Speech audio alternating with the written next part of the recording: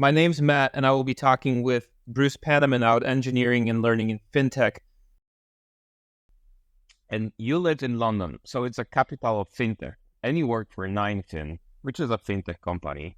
But he worked in a different like companies before in a different industries. And I'm wondering, do you see some distinctive differences in working as an engineering leader for the fintech company versus other industries? Yeah, great question. There's so many differences here and nuances, especially for people who come out of, the traditional computer science backgrounds. You come out and obviously you see the big four, especially getting people in consulting side of things, and also just the apps that you have on your phone. Think I would really like to work for one of those. I'm inspired by it. I use it every day. So there's a leaning towards that. But obviously, as you said, finance is one of the biggest industries in the UK, and fintech is one of the gems of this country. For developers themselves, though, there is a bit of access to it. The finance world and the software development world don't really clash until they get to fintech. So, one of the big disadvantages, especially for B2B fintech and things like Ninefin, it's very hard to explain to your grandma what you do for a living, which is quite funny. You start talking about bonds and loans and AI analysis, and it goes straight over her head, and you have to start thinking, okay, well, it's with building apps, building computers, that's the one. So there's the glamour aspect, which is not quite as great. However, the impact is huge. Obviously, with B2B fintechs, the B2C fintechs, it's obviously you are part of everyday life. Without your card, without your Monzo account, without your Revolut account, you wouldn't necessarily be able to do anything. You wouldn't be able to go to the shops and get your meal deal at lunchtime. You wouldn't be able to go and get that extra pint in this beautiful hot weather. But then the B2B side, it's even more abstract. With Ninefin especially, I was one of the many people who joined Ninefin from engineering and have to work out what the difference in a bond and a loan is. The average person down the street doesn't necessarily know. But I've had a fantastic education from all of the amazing analysts and all the amazing specialists at Ninefin to learn not just how this world works, but also the sheer impact it has on everyone up and down the street in terms of their pension funds, in terms of their investments. The fintech world, in terms of the tech space and how developers are there, it's got a reputation for being a bit harder and being a bit, a bit more brutal. But I don't think that's always the case. Obviously, there's some companies which have quite an aggressive OKR structure, and it's very, very metrics driven, and you've got to keep on top of your personal metrics. But at the same time, there's the impact side as well, and that's what drives a lot of people, especially at the early part of their career, into fintech. The diversity is also very important as well. Everyone's mind, when they imagine a bank or a big financial institution, they imagine that everyone is a white male with a two-tone shirt looking out of a glass building down on the city. But that's not the case when you come behind the doors. With diversity of people, you get diversity of thought. And that's what's really important to drive the innovation, get the new ideas through that really make a difference to the customer. And I found that once people are in the door, once they start the interview process, and even more once they start at Ninefin, they really enjoy this aspect, and they see a level of innovation that they wouldn't necessarily expect from finance because of the reputation of legacy banking systems and technology. So thank you for painting the picture, really, really complex, I would say. And what caught my attention, despite of your experience in the fintech area, you work as a data scientist in a few organizations. And nowadays, we are so hyped about it because of the ChatGPT. And I'm just wondering, do you use some kind of large language models currently at the Ninefin? Have you created some interesting, proof of concept that worked for you? Maybe you could elaborate on that. Yeah, we do use LLM models quite a lot. I think one of the major USPs of Ninefin very specifically is the speed and the automation that we bring to the process, which traditionally would take floors of analysts going through filing reports, kind of feeding into that stereotype I was talking about earlier. But what we've built at Ninefin is true automation where we pull in different documents and data sources from open sources and other sources that we buy, And that we use LLMs, NLP techniques, and other, recommendation engines and things like that to be able to extract the information through a fully QA process, but essentially get the insight from first published into the public domain into our systems, comparable with other instruments and things like that within minutes, which obviously with a pure human manual approach is just not possible. So the LLMs are so flexible in terms of what they can do, how they can understand human language, but also how they can create human language as well.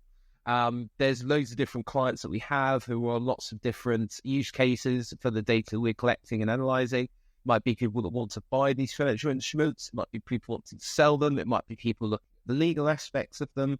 It's really important that we can take the same data and create multiple views of it that are as useful as possible to those different use cases as quickly as possible.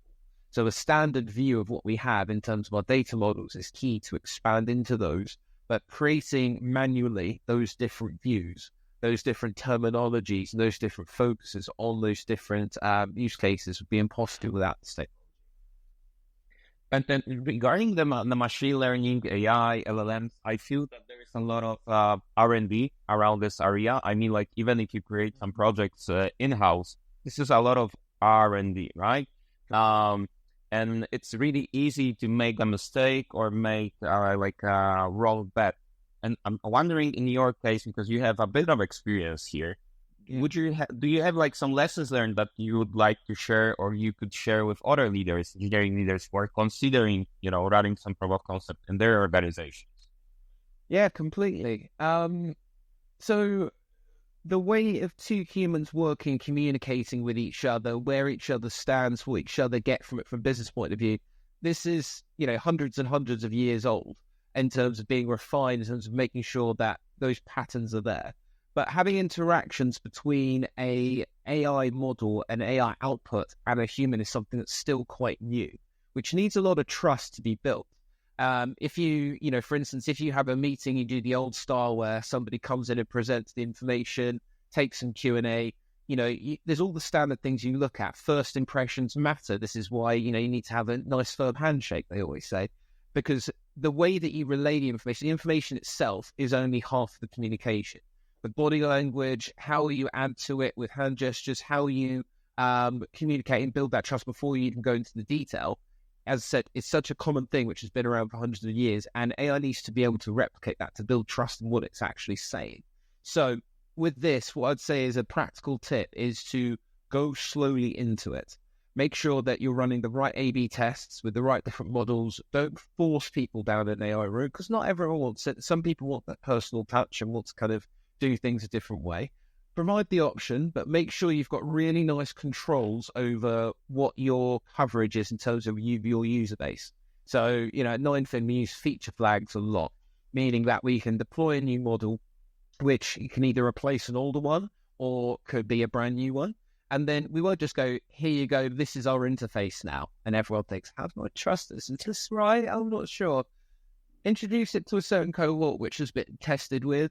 Test, improve, then open it up ever so slightly, test, improve, and gently get there, measuring the results, measuring the interaction, measuring also the conversions to the actual, the success of what the customer's actually trying to do, and make sure that with the first user that you've got it correct, and you can essentially go use case by use case to a certain extent, so that you don't massively overfit for one and create a situation where another cohort's very, very unimpressed with it. Bruce, let's talk a bit about what you have on your plate, because recently we were discussing about the hiring and setting up the processes. You are currently at the stage where you need to build like a pretty big team and scale it up. And in pretty challenging model, I mean the hybrid, when you have the people remote and you are scaling fast, this is kind of a challenge, I would say. And I'm just wondering if you could elaborate on that. Like, what is the most difficult part for you here? Well, I think this model, there's two different parts there. I guess the hiring side, it's very difficult. It's really important to get it right, especially for a company which 3-4 years ago was a tiny little 20-person startup, and we've grown so quickly through the commercial success we've had at 9fin. It's really important to keep that culture. So, just like when you've got a really good crowd of friends, it's really important to make sure that, who's coming into that group of friends, making sure that everyone's friendly, it doesn't change things in the wrong ways. So there's a big measure with hiring. The most important thing I find is really working out why people want to move, what they're looking for in their career. For us as a company, it's important that there'll be a culture add, something which they can progress the culture of the company, the reason why people are excited to go to work on Sunday, the reason people are excited to go to that workshop, add to it and create a new element which fits and everyone will be really excited for. But on the other side, making sure that with all the projects we've got, it's really closely aligned to someone's career goals. Changing job is a huge risk. You put your notice into your old company, you sign a contract with the new one, you don't know many people there, you don't know if it's going to work out. It's a huge risk for you as an employee to do that. So I think to reward that risk, it's really important that we think about that person's CV more holistically. Is their time at Ninefin going to be that time where they get the biggest jump in skills and experience? The time where they'll look back in 10, 15 years' time in their career when they might be looking for a new job and think, yeah, that was my big break. That's when I really kind of moved forward. So I think, that's what I kind of focus on to make sure the hiring goes right. It's really tough to focus on these things. But we have a really, really good talent team at Ninefin who are fantastic at listening to the feedback that goes on, pulling it all through, asking the right questions, and creating a really effective hiring funnel, meaning that we can spend the right time interviewing in high detail the candidates which are very, very promising, and make sure that we can give detailed feedback to those who don't get down into that process to help them improve for possibly next time. In terms of the remote work, this is something which obviously everyone moved to remote in COVID. And some companies have come back. Some people have kind of stayed in the hybrid model. Trust and autonomy for me are the main themes here. Obviously, being respectful of each other, making sure that you come to the meetings, you can decline them if you can't come, and that's fine.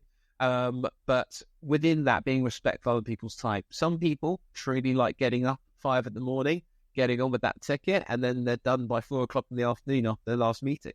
Some people are the opposite and, just about get a coffee in before their 10 o'clock meeting and might go till 7, 8 o'clock in the evening. People's, at the end of the day, it's a job. Your family, your friends, your life is more important. A job may last, hopefully, 5, 6 years and is very, very rewarding, but your friends, your family, they last a lifetime. So neglecting the friends and family for the job because of tight hours, I think, is a real shame. It's a real value of Ninefin. We kind of have it in our values of friends and family come first. Which is a huge pull into Ninefin. People really enjoy that. And within that, it's really important we give a balance. Remote working is a really good way to bring that balance, reduce the commute time. It's still quite nice for everyone to be in the office. We never force anyone to come in. We sort of encourage and incentivize people to come in with the socials, with the collaboration parts. Because I personally find it, a bit annoying when you join a company that forces you to come in and you're still spending all day with your laptop on a Google Meet anyway. So it's, I think the office has always got to be something more than you can get at home to enhance that working experience, whilst at the same time respecting boundaries, respecting that work-life balance. And I think with happy people and people with that work-life balance, that's where you get the stability in terms of someone's workload. It's also where you get the sustainability of someone being able to really deliver in year 3 or 4 of their time with your company, just the same as year 1 in those first 6 months. So we discussed the hiring processes, scaling, work-life balance, and there's another topic which is really very important, and we tackled it recently: growth of engineers from day one. And I read your post on LinkedIn, and it got my attention. And I remember it as a rule of 70, 20, 10. Maybe you could elaborate on that, because I think this is a really interesting approach. Yeah, definitely. So for me personally, I'm a very self-taught engineer. I did mechanical engineering at university, never touched any code. It was mostly jet engines and trying to make things break in a simulator, which is quite good fun. So with that, the way that I learned was through meetups, through learning different things, doing tutorials, lots of online things, lots of books as well for the theory. But really, it's the practical side, which I really, really engaged with. And that's how I kind of grew through to learn the different skills that I have.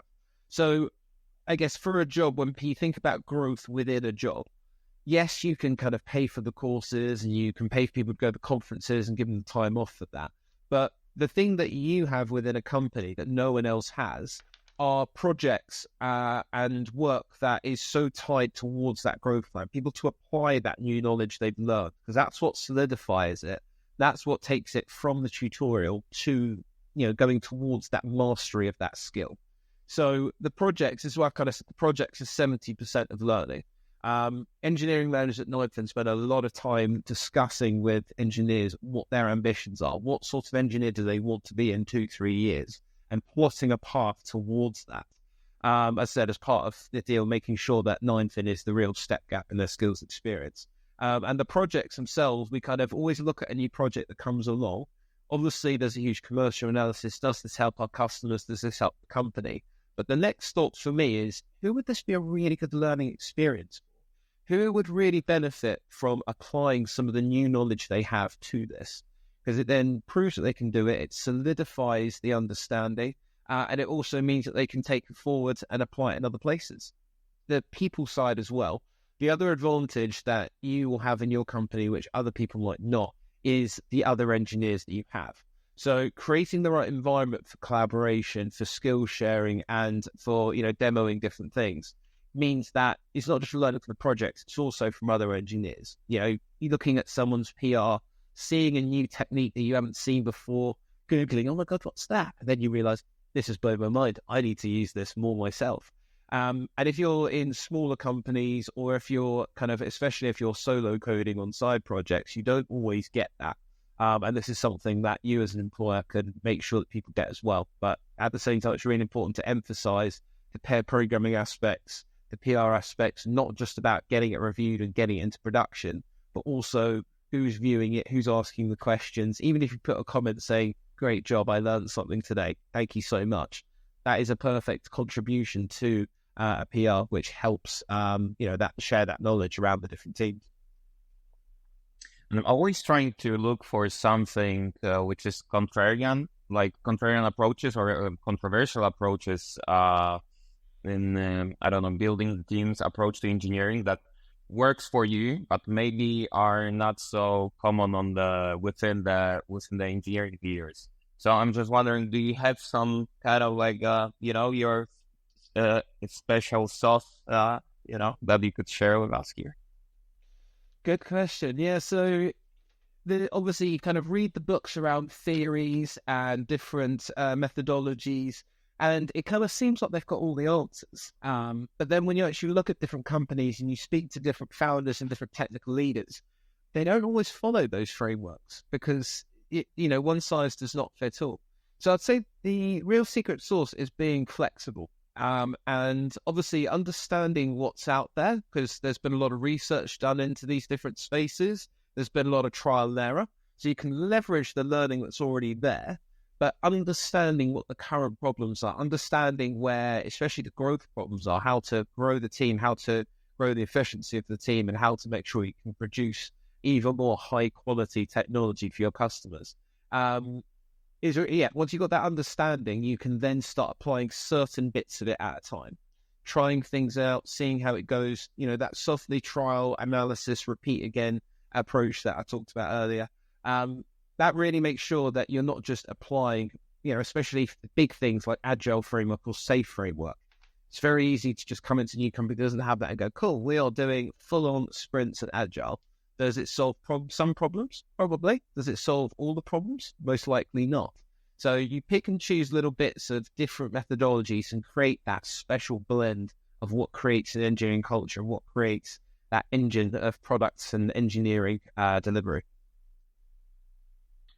It's funny that you mentioned the books, right? So there is a lot of business books on the market, and I think in those books are all the things for like every entrepreneur that they can learn from it, and if they apply, it works.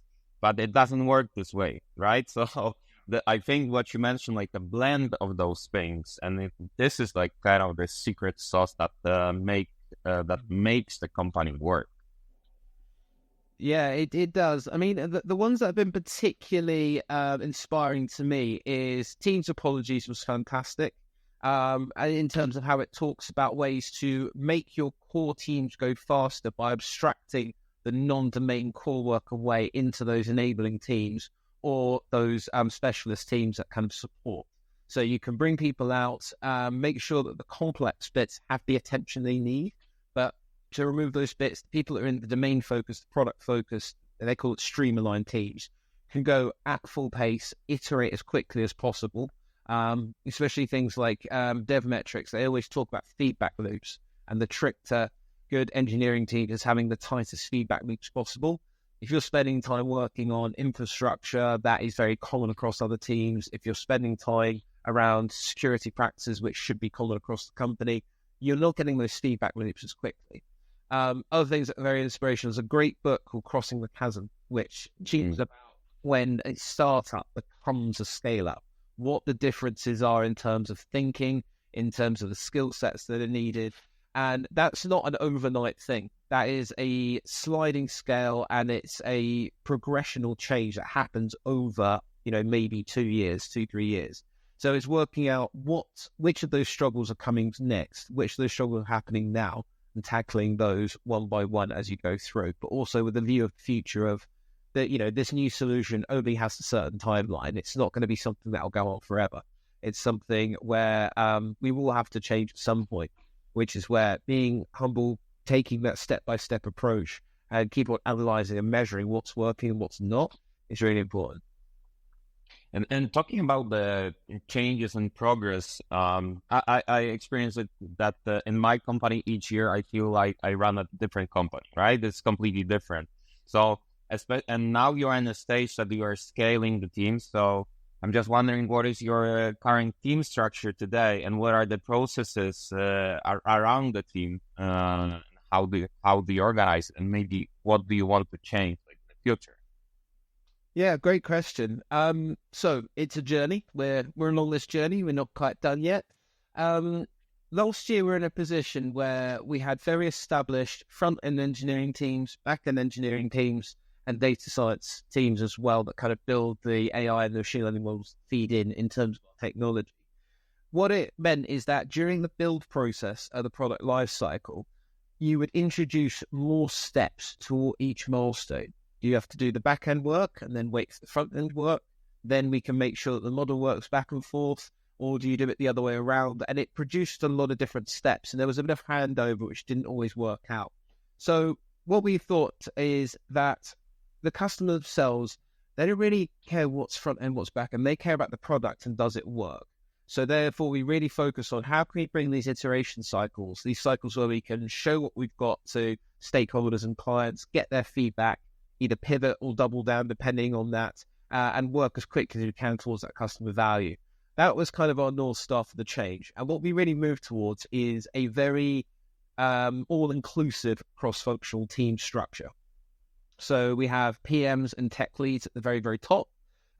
This is a great seed for a team because the product manager has all the information they need around what are the customer pain points? What is the feedback that we've been getting from our stakeholders and our customers? What are the bits that we haven't done and we kind of wish we'd have done? What are the nice to haves? What is the most commercially viable thing to do next in the market with our competitors, competitor analysis? Then on the flip side, the tech lead, all the information about our current stack, how we can leverage it to create new products, where the weaknesses are that we might have to work on as part of the scope of the project, what skills are needed to take this build from the requirements all the way through to launch. And then after that, we just say, what do we need in this team? What do we need to get that iteration cycle of this idea as short as possible?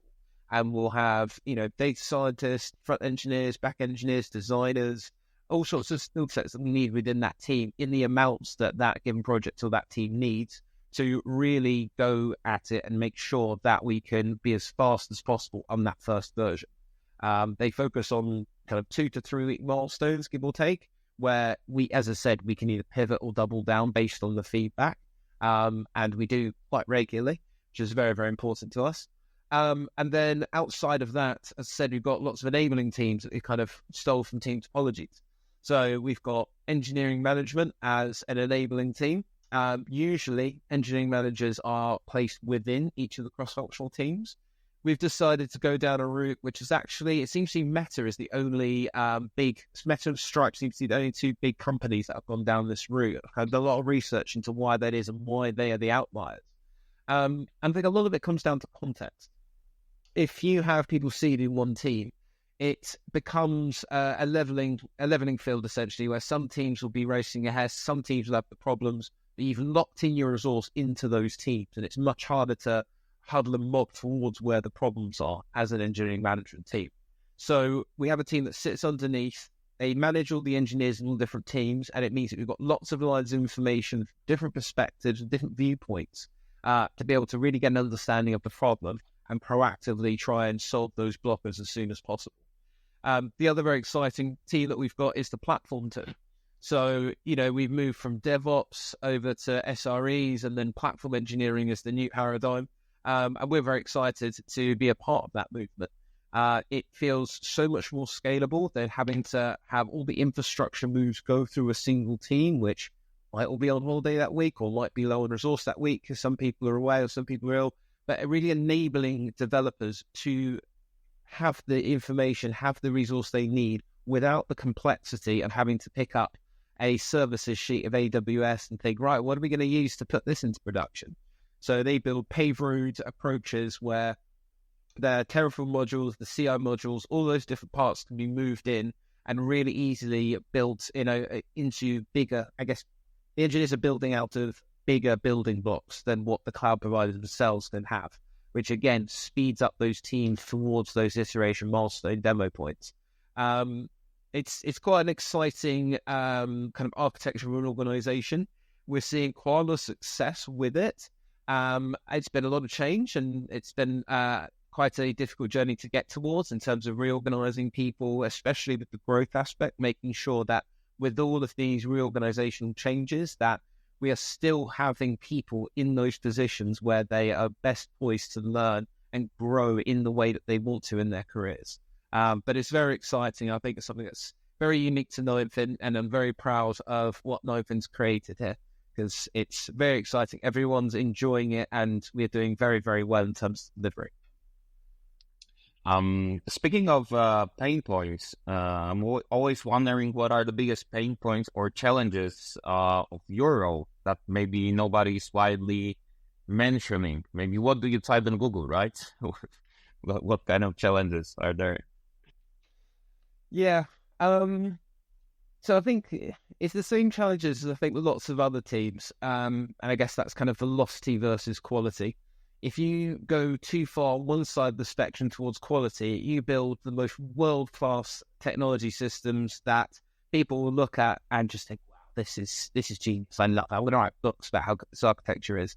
But you run out of runway and your customers don't like it and you're not focused there. If you go too far the other way and purely focus on velocity of product development, you'll have very happy customers, but it won't last very long because your product won't work and it'll be very buggy because of all the tech that's there. So I think the challenge that we have is about finding that balance and really addressing that balance whenever we get to it, because the answer could be different every time. If there's a really good commercial opportunity where we can be first to market in something or we can overtake a competitor on something, it's worth leaving a bit of tech there. As long as we make sure that we come back to it, as long as when things are a little bit quieter or when we don't have those opportunities, we can use the opportunity in terms of time to go back, bring that tech bit in and move back along the spectrum towards that high quality, fully fledged engineering system we always envisaged and we had in our perfect minds. And what is the hardest thing that you have ever done in your career? And what are the lessons learned out of it? Good question. Hardest thing in my career. So I guess it's not necessarily to do with technology directly. When I was at a small startup called StalkCard, I was part of the FCA small banking license application, which brought a whole level of compliance that I'd never seen before. I'd always worked with open source technologies, open source machine learning models or self-trained machine models. And what it meant is we then had to describe what was there, fit it to that formula. And it was quite brutal. There were so many intricate questions that I just hadn't considered yet because the company wasn't at that stage, our technologies weren't at that stage yet. It involved the entire company's operations. It involved the business plan, the governance side. So, really the learning was within this one is not to go too deep into things. Make sure you're answering the question and avoid giving yourself any more rope to hang yourself with. But we got through in the end. We got to a point where we were out there. We were, servicing around 20,000 users in terms of their parental banking needs. And it was really, really fantastic. But that was really tough. A lot of thought, a lot of going through the different questions, huge documents that had to be gone through and draft after draft as well. It became very frustrating at times, but I'm glad we went through it. But hopefully never again.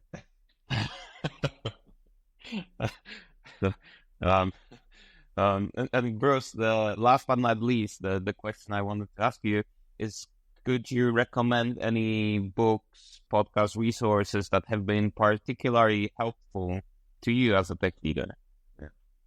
Well, of course, your podcast. I listen to it a lot. It's fantastic. He's some really interesting interviews, some really interesting insights that kind of give you that purview of different startups and different parts of the tech space and what's being worked on. My other favorites is I really like the stories that come out of the Acquired podcast. It talks about those startup journeys, even ones that become big companies, but focuses on where they started, how they got to where they are, and the different struggles that happened along the way. But it's built in a really nice story format. So in chapter 1, we started up. We were at the pub, we had no idea. Chapter 6, we raised our Series C. Things got heavy. Series 8, we IPO'd. Another one that I love is the Scrum Master Toolbox podcast. This is very, very regular. They're like 10, 15 minutes. Kind of you can listen to one of them. I always listen to them when I'm on the way to the train station. And it's almost a little point to think about for that day around team structure, around kind of giving ambition to teams to move forward. There's lots of management tips as well, which I usually use and actually kind of create templates for my one-to-ones later that week. There's a really good point. So it fills me with inspiration, new ideas.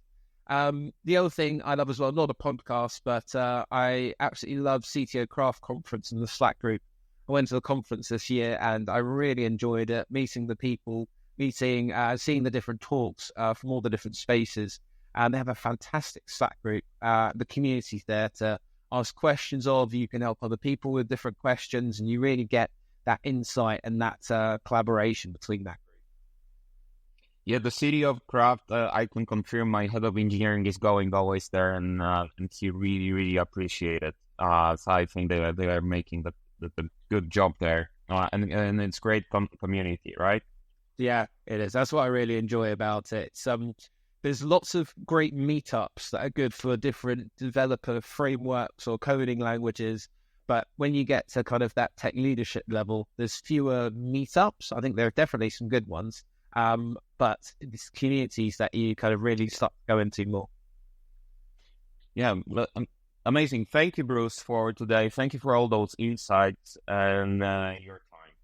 No worries. Thanks so much for having me on. It was great to speak to you. Follow Matt on LinkedIn and subscribe to the Better Tech Leadership newsletter.